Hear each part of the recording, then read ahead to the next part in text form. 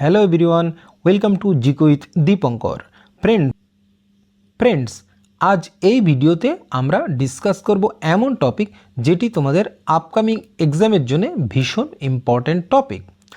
তো টপিকের নাম তোমরা দেখতে পাচ্ছ, ইতিহাসের মুঘল সাম্রাজ্য। তো এই মুঘল সাম্রাজ্যের উপরে সব ইম্পর্ট্যান্ট প্রশ্ন নিয়ে আমি এই ভিডিওতে তোমাদের সঙ্গে আলোচনা করব। তো ভিডিওটি মনোযোগ দিয়ে দেখো। তো প্রথম কোশ্চেন হচ্ছে, কোন মুঘল সম্রাটকে 1526 সালে পানিপথের যুদ্ধে বিজয়ের পর ভারতে মুঘল সাম্রাজ্যের ভিত্তি স্থাপনের কৃতিত্ব দেওয়া হয়?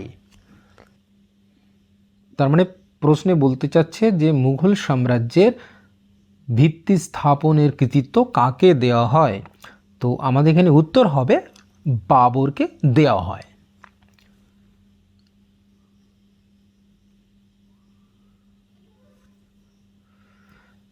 কারণ 1526 সালে পানিপথের প্রথম যুদ্ধে বাবর ইব্রাহিম লোধিকে পরাজিত করেন, যা ভারতে মুঘল সাম্রাজ্যের সূচনা করেন। ঠিক আছে, তো এগুলো একটু খেয়াল রাখবে। নেক্সট কোশ্চেন, কোন মুঘল সম্রাট তার ধর্মীয় সহনশীলতার নীতি এবং ইবাদতখানায় বিভিন্ন ধর্মের পণ্ডিতদের সাথে আলোচনা করার জন্য সবচেয়ে বেশি পরিচিত ছিলেন? তো আমাদের এখানে উত্তর হবে আকবর। আকবর ইবাদতখানায় বিভিন্ন ধর্মের পণ্ডিতদের সাথে আলোচনা করার জন্য সবচেয়ে বেশি পরিচিত ছিলেন।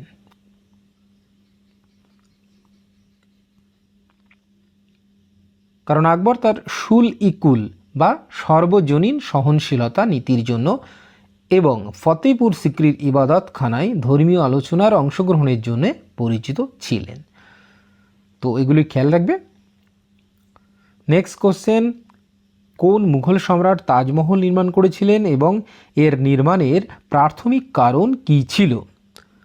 তো প্রাথমিক কারণ কী ছিল এবং কে নির্মাণ করেন? নির্মাণ করেন শাহজাহান তার স্ত্রী মমতাজ মহলের সমাধি হিসাবে।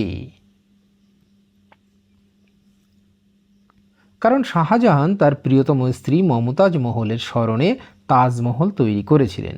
তো এটিকে বিশ্বের সবচেয়ে বিখ্যাত প্রেমের প্রতীকগুলির মধ্যে একটি। নেক্সট কোশ্চেন, মুঘল সম্রাট আওরঙ্গজেব প্রায় তার পূর্বসূরিদের নীতি উল্টানোর জন্য সমালোচিত হন। নিচের কোন ক্রিয়াটি এই পরিবর্তনের সবচেয়ে ভালো উদাহরণ দেয়? তো আমাদের এখানে উত্তর হবে যে সিদাগ অমুসলিমদের উপর পুনরায় জিজিয়া কর আরোপ করা। কারণ আওরঙ্গজেব অমুসলিমদের উপরে জিজিয়া ট্যাক্স পুনরায় আরোপ করেন, যা আকবরের ধর্মীয় সহনশীলতার নীতি থেকে দূরে সরে যাওয়া হিসেবে দেখা যায়। তার মানে ঠিক উল্টোটা। পরের কোশ্চেন, কোন মুঘল সম্রাটের রাজত্ব মুঘল স্থাপত্যের স্বর্ণযুগকে চিহ্নিত করেছিল এবং এই সময়ের মধ্যে নির্মিত আইকনিক কাঠামোগুলির মধ্যে একটি কী ছিল? তো আমাদেরকে উত্তর হবে শাহজাহান। শাহজাহানের লাল কেল্লা। শাহজাহানের লাল কেল্লা। কারণ লালকেল্লা এবং তাজমহলের মতো আইকনিক কাঠামো সহ শাহজাহানের রাজত্বকে মুঘল সাম্রাজ্যের স্বর্ণযুগ বলে মনে করা হয়। পরের কোশ্চেন, দ্বিতীয় মুঘল সম্রাট হুমায়ুন তার শাসন আমলে বেশ কিছু চ্যালেঞ্জের সম্মুখীন হন।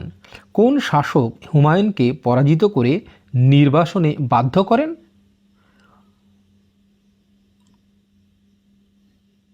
তো আমাদের এখানে উত্তর হবে শেরশাহ সুরি। শেরশাহ সুরি। কারণ শেরশাহ সুরি কনৌজের যুদ্ধে হুমায়ুনকে পরাজিত করেন এবং যার ফলে হুমায়ুন অস্থায়ী হয়ে যান। পরের কোশ্চেন, মুঘল সম্রাট আকবর দিন ই ইলাহি নামে একটি নতুন ধর্ম প্রবর্তন করেন। তো এই ধর্মীয় উদ্যোগের উদ্দেশ্য কী ছিল?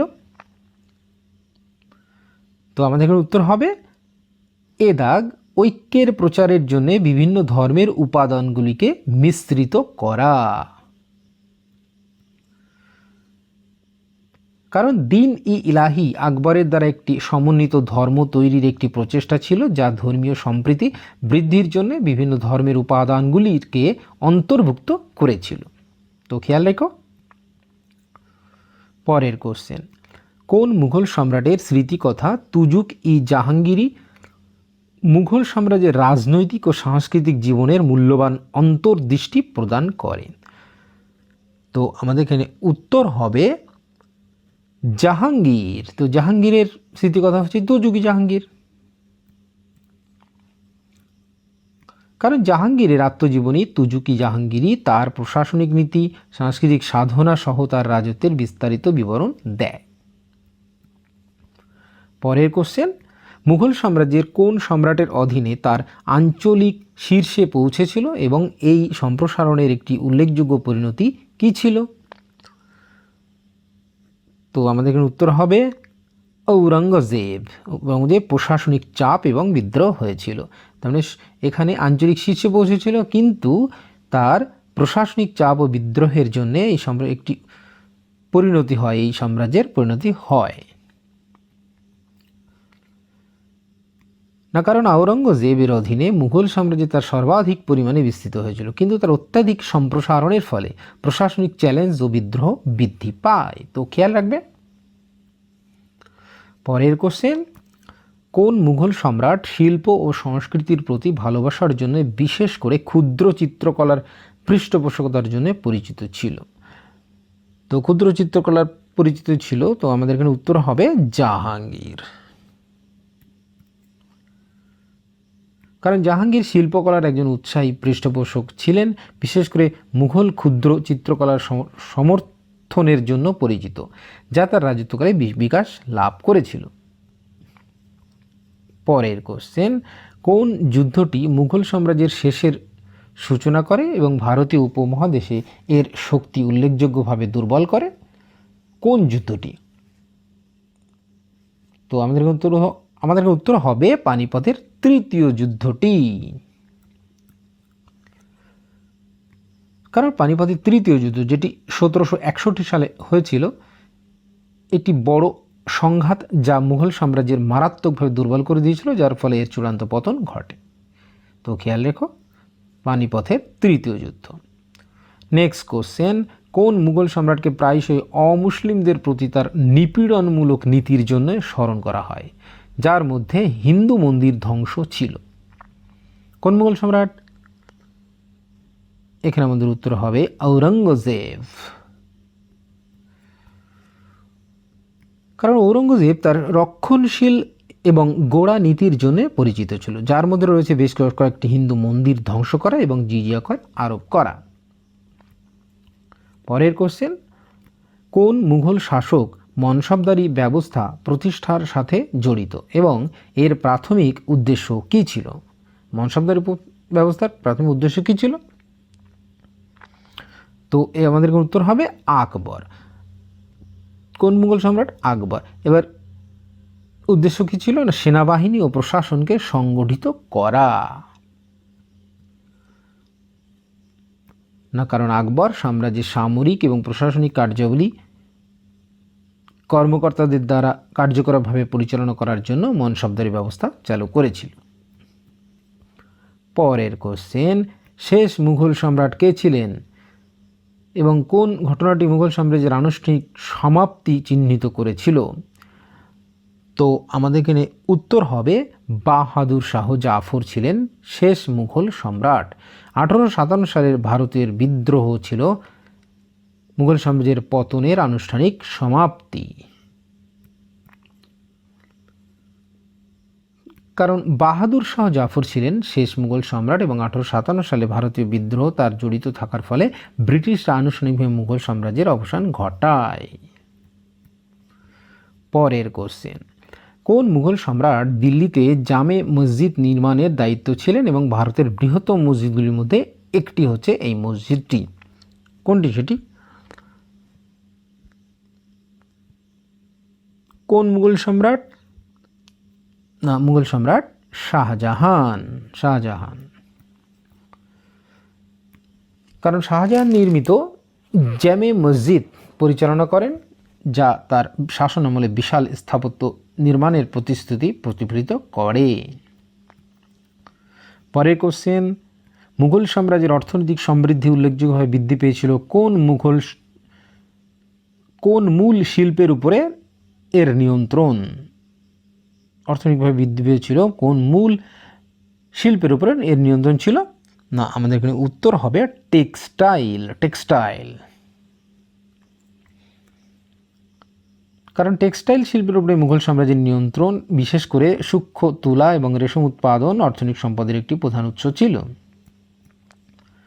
পরের কোশ্চেন, কোন মুঘল সম্রাটের রাজত্ব মুঘল প্রশাসনের রাজপুতদের সফল একীকরণ দ্বারা চিহ্নিত করা হয়?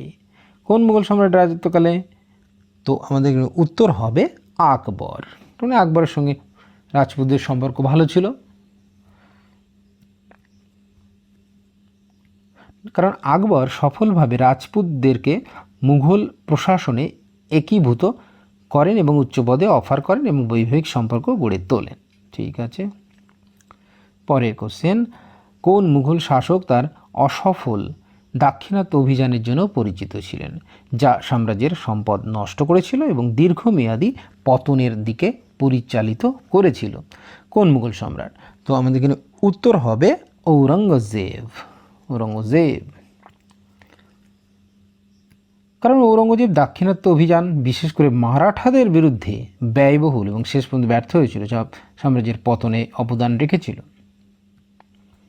পরের কোশ্চেন, বিখ্যাত ময়ূর সিংহাসন নির্মাণের জন্য কোন মুঘল সম্রাট দায়ী ছিলেন এবং এর কি হয়েছিল? আমাদের এখানে উত্তর হবে ময়ূর সিংহাসন শাহজাহান। এটি নাদির শাহ পারস্যে নিয়ে গিয়েছিলেন। তো খেয়াল রাখবে, কারণ শাহজাহান কর্তৃক প্রদত্ত ময়ূর সিংহাসনটি 1739 সালে ভারত আক্রমণের পর নাদির শাহ পারস্যে নিয়ে যান 1739 সালে। পরের কোশ্চেন, কোন মুঘল সম্রাট বিদ্রোহ করা অঞ্চলগুলিকে পুনরায় জয় করে হারানো অঞ্চলগুলি পুনরুদ্ধার করার চেষ্টা করেছিলেন, কিন্তু কঠোর প্রতিরোধের মুখোমুখি হয়েছিল এবং শেষ পর্যন্ত তার সাম্রাজ্যের প্রাপ্ত গৌরব হারিয়েছিল? কোন মুঘল সম্রাট?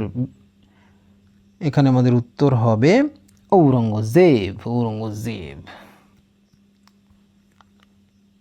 কারণ ঔরঙ্গজেব তার শাসনকালে বেশিরভাগ সময় কিন্তু বিদ্রোহ অঞ্চলগুলি পুনরুদ্ধার করার চেষ্টা করেছিল, বিশেষ করে দাক্ষিণাত্য, কিন্তু এই প্রচেষ্টাগুলি সাম্রাজ্যের সম্পদকে নষ্ট করেছিল এবং তার পতনকে ত্বরান্বিত করেছিল।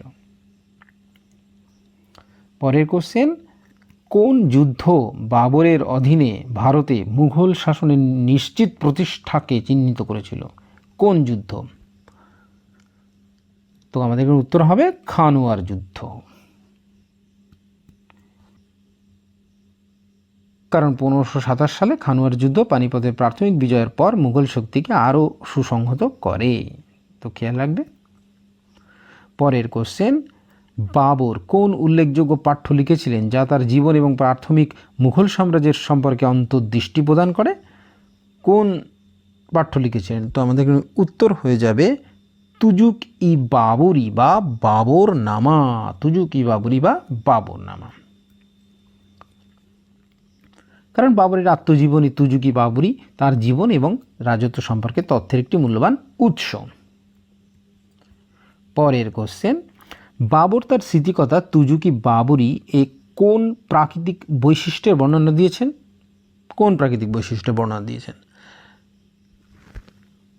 তো আমাদের উত্তর হবে সমরকন্দের উদ্যান। সমরকন্দের উদ্যানের উল্লেখ করেছেন, কারণ বাবরের মধ্য এশিয়ার প্রাকৃতিক দৃশ্যের প্রতি গভীর অনুরাগ ছিল, বিশেষ করে সমরকন্দের বাগান, যা তিনি প্রায়শই তার লেখায় উল্লেখ করতেন। পরের কোশ্চেন, বাবর বেশ কয়েকজন রাজপুত শাসকের প্রতিরোধের সম্মুখীন হন। খানোয়ার যুদ্ধে বাবরের কাছে পরাজিত রাজপুত নেতা কে ছিলেন? খানোয়ার যুদ্ধে রাজপুত নেতা ছিলেন রানা সঙ্গ বা সাঙ্গা, যাই বলো, রানা সঙ্গ। কারণ মেওয়ারের রানা সঙ্গ 1527 সালে খানুয়ার যুদ্ধে বাবরের কাছে পরাজিত হন। পরের কোশ্চেন, বাবরের মৃত্যুর পর তার পুত্র হুমায়ুন সিংহাসনে আরোহণ করেন। কোন শাসক হুমায়ুনের শাসনের জন্য সবচেয়ে বড় চ্যালেঞ্জ তৈরি করেছিল এবং শেষ পর্যন্ত তাকে পরাজিত করেছিলেন? তো আমাদের এখানে উত্তর হবে শেরশাহ সুরি। কারণ শেরশাহ সুরি চৌসার যুদ্ধ এবং কনৌজের যুদ্ধে হুমায়ুনকে পরাজিত করেন, যার ফলে হুমায়ুন নির্বাসিত হন। পরের কোশ্চেন, নির্বাসনকালে হুমায়ুন কোন সাম্রাজ্যে আশ্রয় প্রার্থনা করেছিলেন এবং যেখানে তিনি সিংহাসনের পুনরুদ্ধারের জন্য সমর্থন পেয়েছিলেন? তো আমাদেরকে উত্তর হবে পারস্য সাফাভিদ সাম্রাজ্য। কারণ হুমায়ুন পারস্য সাফাভিদ সাম্রাজ্যে আশ্রয় নিয়েছিলেন, যেখানে তিনি ভারতে তার সিংহাসন পুনরুদ্ধারের জন্য সামরিক সহায়তা পেয়েছিলেন। পরের কোশ্চেন, যে যুদ্ধে হুমায়ুন পারস্য বাহিনীর সহায়তায় শেরশাহ সুরির উত্তরসূরিদের পরাজিত করে তার সিংহাসন পুনরুদ্ধার করেছিলেন, তার নাম কি? কোন যুদ্ধে? এখানে আমাদের উত্তর হবে সিরহিন্দের যুদ্ধে। কারণ 1555 সালে সিরহিন্দের যুদ্ধ হুমায়ুনকে পারস্য বাহিনীর সাহায্যে তার সাম্রাজ্য পুনরুদ্ধার করার অনুমতি দেয়। পরের কোশ্চেন, কোন উল্লেখযোগ্য স্থাপত্যের কৃতিত্ব হুমায়ুনের রাজত্বকে দায়ী করা হয়, যা মুঘল পারস্য শৈলীকে প্রতিফলিত করে? তো আমাদের এখানে উত্তর হবে হচ্ছে হুমায়ুনের সমাধি। কারণ দিল্লিতে হুমায়ুনের সমাধি হলো মুঘল স্থাপত্যের একটি প্রধান উদাহরণ, পারস্যের উপাদানগুলিকে মিশ্রিত করে। পরের কোশ্চেন,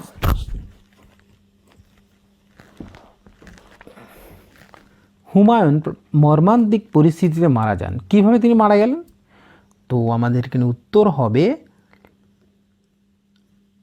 সিঁড়ি বেয়ে নিচে পড়ে গিয়ে তিনি মারা যান।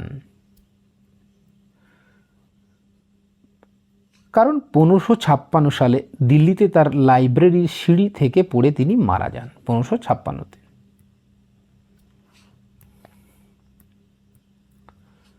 পরের কোশ্চেন, আকবর সর্বশ্রেষ্ঠ মুঘল সম্রাটদের একজন হিসেবে পরিচিত।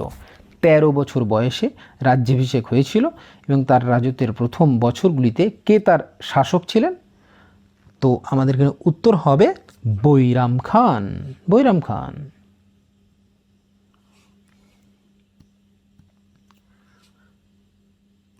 কারণ বৈরাম খান তার প্রারম্ভিক বছরগুলিতে আকবরের শাসক হিসেবে কাজ করেছে, তার ক্ষমতা সুসংহত করতে সাহায্য করেছিলেন। পরের কোশ্চেন, আকবর সুলহ-ই-কুল নামে একটি নীতি প্রবর্তন করেন। এই নীতি কি জোর দিয়েছিল? তো আমাদের উত্তর হবে ধর্মীয় সহনশীলতা এবং সার্বজনীন শান্তি। কারণ সুলহ-ই-কুল মুঘল সাম্রাজ্যের সকল প্রজাদের মধ্যে ধর্মীয় সহনশীলতা ও শান্তির উপর জোর দিয়েছিল। পরের কোশ্চেন, বিভিন্ন ধর্মের পণ্ডিতদের মধ্যে বিতর্কের সুবিধার্থে আকবর কোন ধর্মীয় আলোচনা হল প্রতিষ্ঠা করেছিলেন? তো আমাদের এখানে উত্তর হবে ইবাদতখানা তৈরি করেছিলেন। কারণ আকবর আন্তঃধর্মীয় সংলাপের জন্য ফতেপুর সিক্রিতে ইবাদতখানা প্রতিষ্ঠা করেন। পরের কোশ্চেন, আকবরের শাসনকাল তার প্রশাসনিক সংস্কার দ্বারা চিহ্নিত। তিনি যে ভূমি রাজস্ব ব্যবস্থা চালু করেছিলেন তার নাম কি? ভূমি রাজস্ব ব্যবস্থা চালু করেছেন তার নাম হচ্ছে জাপ্তি ব্যবস্থা।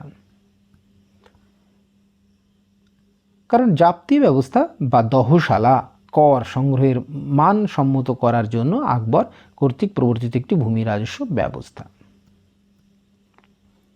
পরের কোশ্চেন, আকবরের ভূমি রাজস্ব ব্যবস্থার প্রধান স্থপতি কে ছিলেন, যিনি পরে আইনি আকবরী সংকলন করেছিলেন? আমাদের এখানে উত্তর হবে তোডরমল।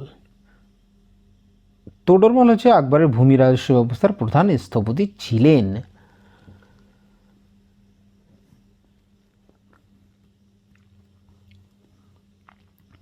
কারণ রাজা তোডরমল আকবরের ভূমি রাজস্ব ব্যবস্থার বাস্তবায়নের জন্য দায়বদ্ধ ছিলেন। পরের কোশ্চেন, আকবর কৌশলগত বিবাহের মাধ্যমে তার সাম্রাজ্যকে উল্লেখযোগ্যভাবে প্রসারিত করেছিলেন? কোন রাজপুত রাজকন্যা আকবরকে বিয়ে করেছিলেন? কে মারিয়াম উজ জামানি নামে পরিচিত? তো আমাদের উত্তর হবে যোধাবাই।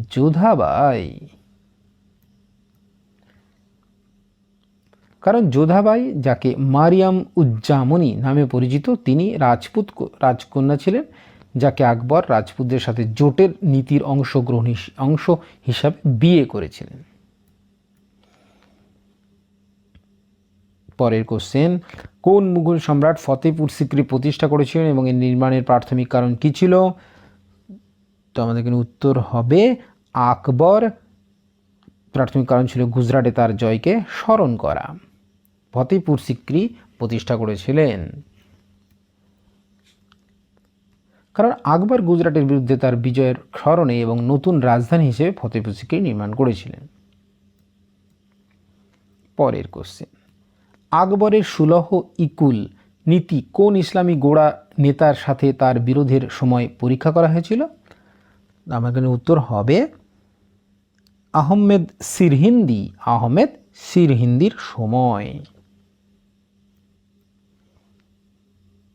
কারণ আহমেদ সিরহিন্দি আকবরের সুলহ ইকুল নীতির বিরোধিতা করেছিলেন এবং ইসলামিক গোড়ামিতে ফিরে আসার পক্ষে কথা বলেছিলেন তিনি।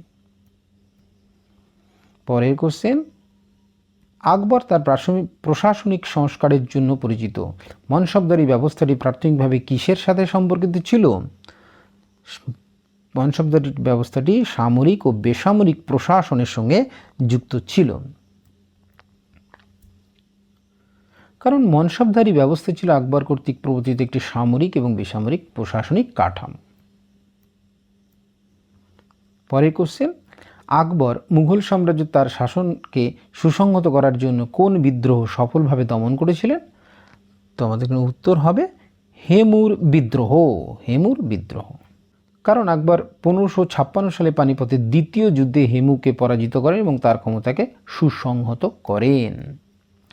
পরের কোশ্চেন, জাহাঙ্গীর আকবরের স্থলাভিষিক্ত হন মুঘল সম্রাট হিসেবে। সিংহাসনে বসার আগে তার আসল নাম কি ছিল? তার আসল নাম ছিল সেলিম মির্জা। কারণ জাহাঙ্গীর সিংহাসনে অধিষ্ঠিত হওয়ার আগে সেলিম মির্জা জন্মগ্রহণ করেন এবং জাহাঙ্গীর নাম গ্রহণ করেন, যার অর্থ বিশ্বজয়ী। পরের কোশ্চেন, জাহাঙ্গীরের কোন স্ত্রী তার দরবারের রাজনীতিতে গুরুত্বপূর্ণ ভূমিকা পালন করেছিলেন এবং পরবর্তীতে একজন শক্তিশালী সাম্রাজ্য হয়েছিলেন? তো আমাদের এখানে উত্তর হবে নূরজাহান। কারণ জাহাঙ্গীরের স্ত্রী নূরজাহান একজন উল্লেখযোগ্যভাবে রাজনৈতিক ব্যক্তিত্ব হয়ে ওঠেন এবং জাহাঙ্গীরের রাজত্বের পরবর্তী বছরগুলিতে কার্যকরভাবে সাম্রাজ্যে শাসন করেন। পরের কোশ্চেন, যুবরাজ খসরু বিদ্রোহ জাহাঙ্গীরের শাসনামলে একটি উল্লেখযোগ্য ঘটনা ছিল। তো জাহাঙ্গীরের বিরুদ্ধে খসরুর বিদ্রোহ কে সমর্থন করেছিল? তো আমাদের উত্তর হবে শিখ গুরু অর্জুন দেব।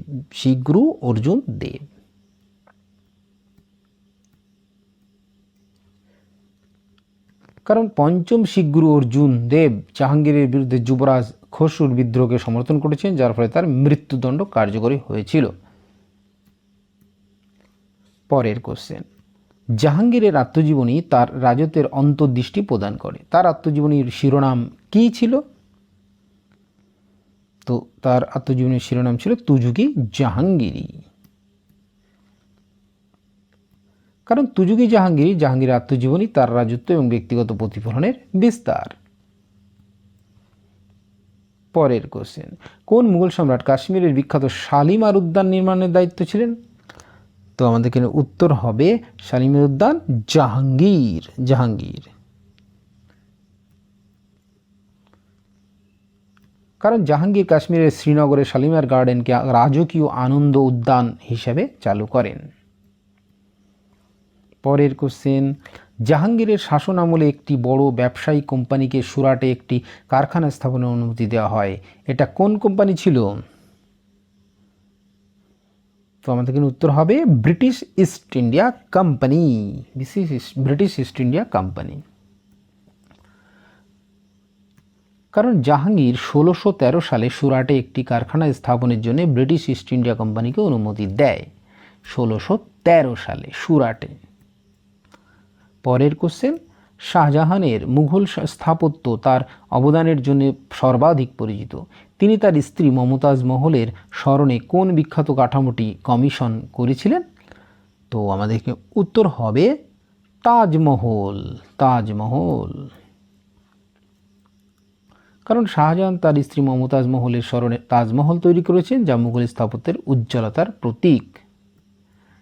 পরের কোশ্চেন, শাহজাহানের শাসনামলে বেশ কয়েকটি আইকনিক ভবনের নির্মাণের সাক্ষী ছিল। দিল্লির কোন দুর্গটি তার নির্মিত হয়েছিল এবং মুঘল রাজধানী হিসেবে কাজ করেছিল? তো আমাদের উত্তর হবে দিল্লির লাল কেল্লা। কারণ দিল্লির লাল কেল্লা শাহজাহানের দ্বারা নির্মিত হয়েছিল এবং এটি মুঘল সাম্রাজ্যের নতুন আসনে পরিণত করেছিল। পরের কোশ্চেন, তাজমহলের নকশা এবং নির্মাণের পিছনে প্রধান স্থপতি কে ছিলেন? তো আমাদের উত্তর হবে ওস্তাদ আহমেদ লাহোরী ছিলেন প্রধান স্থপতি। কারণ ওস্তাদ আহমেদ লাহোরীকে প্রায়শই তাজমহলের প্রধান স্থপতি হিসেবে স্বীকৃতি দেওয়া হয়েছে। পরের কোশ্চেন, শাহজাহানের রাজত্বকালকে প্রায়শই মুঘল স্থাপত্যের স্বর্ণযুগ হিসেবে বলা হয়। তাজমহল ছাড়া তার শাসনামলে অন্য কোন দুটি উল্লেখযোগ্য স্থাপত্য নির্মাণ হয়েছিল? তো আমাদের এখানে উত্তর হবে জামে মসজিদ এবং লাল কেল্লা। কারণ ওস্তাদ আহমেদ লাহোরীকে প্রায়শই তার তাজমহলের প্রধান স্থপতি হিসেবে স্বীকৃতি দেওয়া হয়। পরের কোশ্চেন, ঔরঙ্গজেব এবং পরবর্তী মুঘল এক রক্তক্ষয়ী যুদ্ধের পর ঔরঙ্গজেব মুঘল সিংহাসনে আরোহণ করেন। সম্রাট হতে তাকে কত ভাইকে পরাজিত করতে হয়েছিল? তো আমাদের উত্তর হবে 3 ভাইকে পরাজিত করতে হয়েছিল।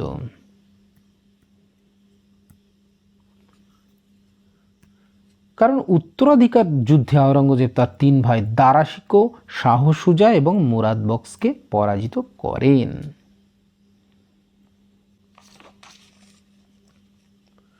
তো এই ছিল আজকের ভিডিও। আশা করি ভিডিওটা ভালো লেগেছে এবং ভালো লাগলে ভিডিওটি লাইক এবং বন্ধুদের সঙ্গে শেয়ার করতে ভুলো না। আর এই ভিডিও কেমন লেগেছে আমাকে কিন্তু কমেন্টে অবশ্যই জানাবে। তো আবার দেখা হবে আরেকটি ইম্পর্টেন্ট টপিকের সঙ্গে। তো thank you, have a nice day.